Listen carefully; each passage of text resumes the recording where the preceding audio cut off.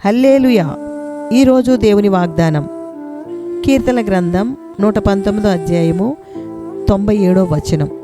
నీ ధర్మశాస్త్రము నాకెంతో ప్రియముగా నున్నది, దినమెల్లా నేను దానిని ధ్యానించుచున్నాను.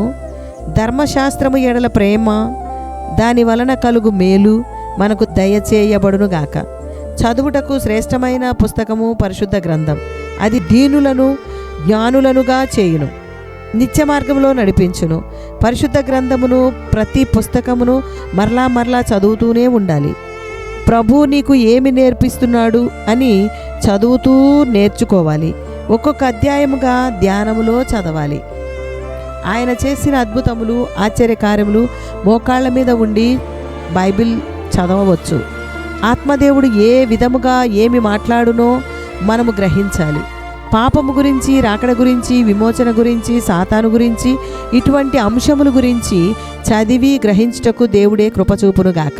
దేవుని పరిశుద్ధ గ్రంథము మనకు ఎంతో ప్రియముగా ఉండునుగాక. ప్రార్థన చేసుకుందాం. యెహోవా ధర్మశాస్త్రమునందు ఆనందించుచు దివారాత్రులు దానిని ధ్యానించుటకు, ధన్యకరమైన జీవితము జీవించుటకు నీ సహాయము, నీ ఆలోచన అనుగ్రహించుము దేవా. దేవా నీకు స్తోత్రం. నీ ధర్మశాస్త్రము మా హృదయంలో ఉన్నప్పుడు మా అడుగులు జారవని, నీ ధర్మశాస్త్రమును అనుసరించి నిర్దోషముగా నడుచుకున్నటకు నీ కృప కావలెను. దేవా, నీ వాక్యమును మేము గ్రహించున్నట్లు మా కన్నులు తెరువుము. ఆశ్చర్యకరమైన సంగతులను చూచున్నట్లు సహాయము చేయుము. నీ వాక్యము మమ్మును బ్రతికించును, స్థిరపరచును, బుద్ధి దయచేయును, నెమ్మది కలిగించును, ఆదరించును. నీ వాక్యము మా పాదములకు దీపమును, మా త్రోవకు వెలుగును అయ్యున్నది. అందుకే నీ వాక్యము మీద ఆశ పెట్టుకొని ఉన్నాము దేవా. కనికరించుము. నీ ధర్మశాస్త్రమును ప్రేమించుటకు, నెమ్మది పొందుటకు కృప దయచేయము దేవా. నీ మాట చొప్పున మా జీవితములు వృద్ధి పొందును దేవా.